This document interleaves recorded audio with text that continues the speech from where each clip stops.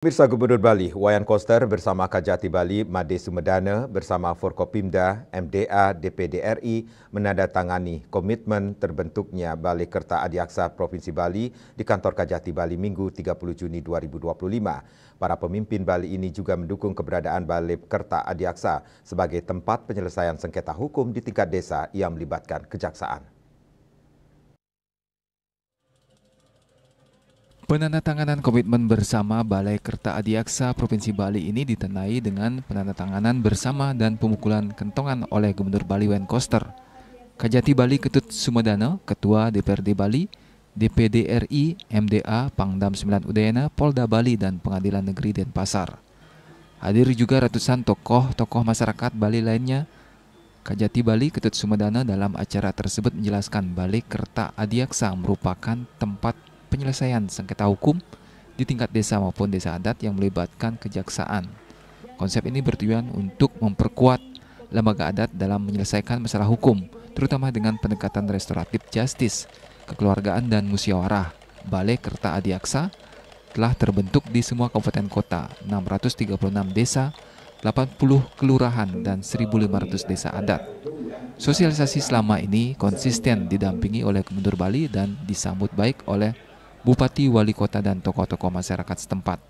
Penandatanganan komitmen bersama ini merupakan puncak dari sosialisasi Balai Kerta Adiaksa yang tujuan utamanya adalah penguatan lembaga desa adat, mengimplementasikan Kerta Desa yang selama ini memang bagian dari lembaga adat di Bali yang berfungsi melakukan penegakan hukum dengan mengedepankan musyawarah mufakat dengan kearifan lokal yang dampaknya signifikan, terutama mengurangi beban negara dalam penanganan perkara dan tidak menimbulkan resistensi dalam masyarakat serta menumbuhkan kesadaran hukum bagi masyarakat adat dan sekitarnya. Dengan begitu, pengadilan merupakan pintu terakhir dalam mencari suatu keadilan. Dengan terbentuknya Balai Kerta Adiaksa akan ada kolaborasi living law dan hukum positif sehingga terciptanya keselarasan dan ketertiban hukum di masyarakat.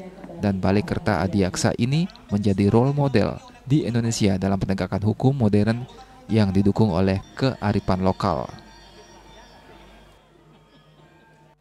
Balai Kerta Adiaksa ini bukan berdiri sendiri, tapi bagian daripada kelembagaan yang ada di desa. Dan nanti perannya seperti apa nih Pak? Jadi kejaksaan nanti hanya berperan fasilitator dan advisor di sana.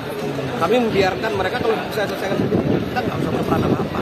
Ketika ada permasalahan yang sangat rumit, mungkin bisa dikonsultasikan. Kalau anggotanya siapa aja Pak? Awalnya nanti di berdesa adat, ada sahabat desa, ada berdesa, ada kerta desa. Dan kita coba fasilitator. Oh, pendamping aja Pak ya? Hanya mendampingi saja. Kalau sudah berjalan dengan baik, kita nggak perlu lagi. Kita berharap bahwa keadilan itu ada di masyarakat. Jadi pengadilan itu hanya ultimum remedium dari desa seperti itu. Apakah ini diselesaikan di desa adat dulu? Kalau memang tidak bisa, baru ke sini ya Pak? Kalau tidak bisa, tidak ada kesepakatan, maka mereka bisa melakukan satu gugatan kepegataan misalnya. Itu bisa ke pengadilan. Tapi kalau bisa diselesaikan di desa adat, cukup bisa. Sementara itu, Gubernur Bali Wayan Koster menyambut baik dan mendukung penuh terbentuknya Balai Kerta Adiaksa. Ia juga memuji inovasi dari Kajati Bali dengan menghidupkan kembali Kerta Desa yang merupakan lembaga pengadilan di tingkat desa adat di Bali yang telah lama hilang melalui Balai Kerta Adiaksa. Kasus-kasus ringan bisa diselesaikan di tingkat desa adat didampingi oleh kejaksaan tanpa perlu membebani negara. Langkah selanjutnya, Pemprov Bali dan DPRD Bali akan membuat perda sebagai payung hukum Balai Kerta Adiaksa, kemudian melakukan pembentukan kantor Balai Kerta Adiaksa dan konsolidasi dengan MDA Provinsi Kabupaten Desa hingga kecamatan untuk mematangkan implementasi dari Balai Kerta Adiaksa. Balai Kerta Adiaksa ini itu sesungguhnya adalah merevitalisasi, menghidupkan kembali sistem hukum adat yang ada di desa adat di Bali ini. Itu luar biasa pikiran Pak Kajati ini. Ini sangat sejalan dengan tujuan dari pemberlakuan Perda Nomor 4 Tahun 2019 tentang desa adat di Bali, khususnya yang berkaitan dengan kerta desa. Dan desa adat di Bali ini Astungkara sudah semakin kuat kedudukannya. Riasa Bali TV.